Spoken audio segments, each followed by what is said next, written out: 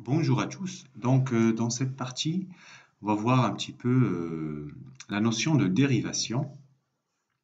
Donc, c'est le deuxième chapitre en classe de première spécialité, après les polynômes de degré 2 qui vont nous servir tout au long de l'année, bien évidemment. Alors, là, ce chapitre-là, alors la première chose, je vais essayer de faire un résumé, on va dire, concentré à l'aide de points. Donc, la première chose à savoir, c'est le taux de variation. Alors, le taux de variation, en fait, si je prends une fonction, je représente sa courbe, je vais prendre deux points, je prends ici un point A, et ici un point A plus H. J'ai bien pris un H positif. Donc là, c'est f de A, et là, c'est f de A plus H. Alors, le taux de variation, on le note taux de H, c'est un taux, pas un Z. Alors, en fait, c'est f de A plus H moins f de A sur A plus H moins A, ça veut dire sur H. Alors, on va essayer d'expliciter et de surtout interpréter ce taux de variation. Alors, essayons d'observer un petit peu. Donc, au début, on a pris deux points. Vous voyez ici un point. Ce point-là, on va l'appeler A, grand A. Et ce point-là, c'est un point grand H. Alors, si j'essaie de tracer la droite qui passe par A et H, elle traverse la courbe, etc., etc. Alors, l'intérêt de cette partie, j'ai mis bien taux de H, parce qu'en fait, ce paramètre H, c'est exactement le même ici, qui représente cette distance, cette longueur-là. Vous voyez, j'avais A, et là, j'ai rajouté H plus H. Et j'ai obtenu un autre point. Alors là, j'ai les différences en ordonnée aussi. Alors, on va voir, en fait, si je commence à approcher le point H, pardon, vers le point A. Cette droite, comment elle va se comporter? Et qu'est-ce que j'obtiens? Alors, je vais essayer de faire un autre schéma ici. Donc, mon premier point était ici, abscisse petit a, là c'est grand A. Le deuxième point qui était ici. Donc, si je commence à approcher le point, jusqu'à ce que les deux soient confondus. Alors, la droite à H tout à l'heure, là maintenant les deux points sont confondus A avec H. Donc, je vous rappelle juste, ici j'avais A plus H. Quand je fais approcher le grand H de A, donc le A plus H, c'est comme si le H tend vers 0, s'approche de 0. Alors en ce point-là, quand je trace la droite, tac, tac, tac, désolé, c'est moche. Alors, je vais refaire. Donc, quand je trace la droite qui passe par ce point, vous voyez bien, c'est ce qu'on appelle une tangente. Le seul point commun entre la droite et la courbe, c'est ce point-là A, et la courbe est tangente. Donc en fait, je vais écrire à droite, taux de H devient ici la formule f de A plus H moins f de A sur H, c'est la formule du calcul d'un coefficient directeur. Donc taux de H devient le coefficient directeur, bien évidemment quand il existe, directeur, de la tangente à la courbe en A. À la courbe en A.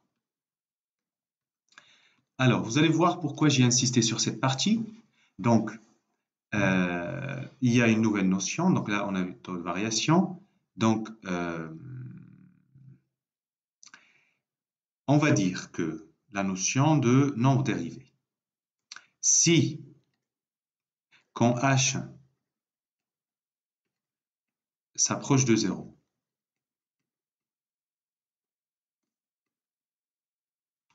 La quantité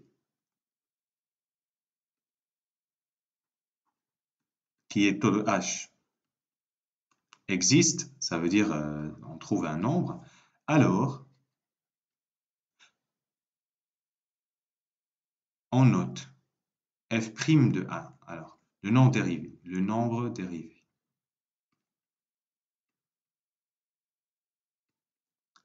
De f en a, regardez comment on va noter, le nombre dérivé de f en a noté f' de 1 est donné par,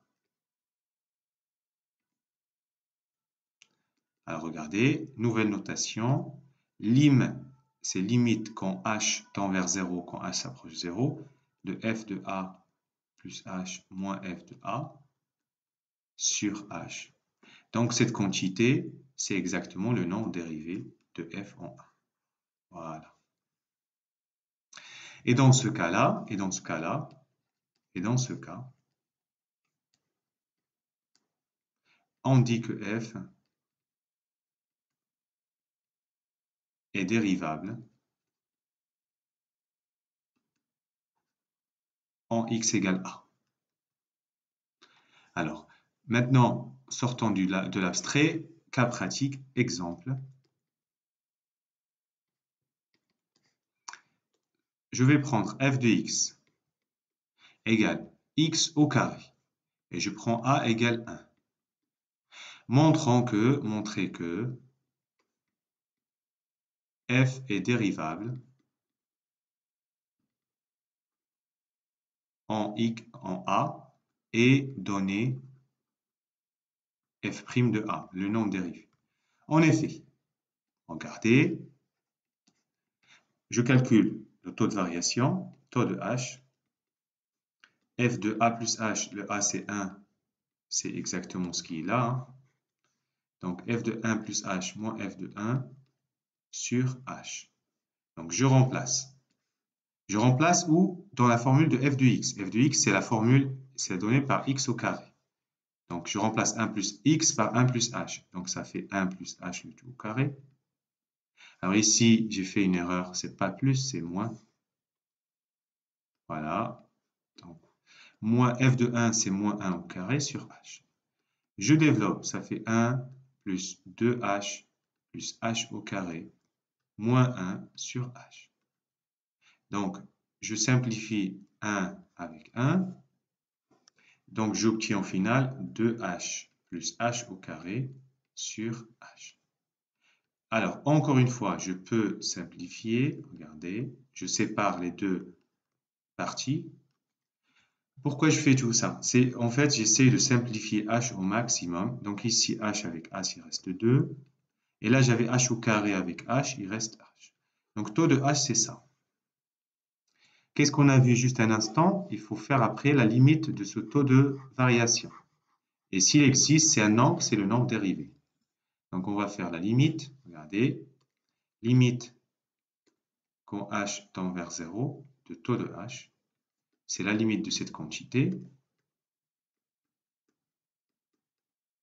Et donc, quand h tend vers 0, il reste 2, ça reste 2, donc 2 plus 0, ça fait 2. Donc, conclusion, j'ai montré que f est dérivable en a égale 1 et le nombre dérivé, f' de 1, c'est 2. Vous voyez? Donc, c'est exactement cette première notion de nombre dérivé qui est donnée. Voilà. Ça, c'était un exemple. Bon courage et on verra la suite.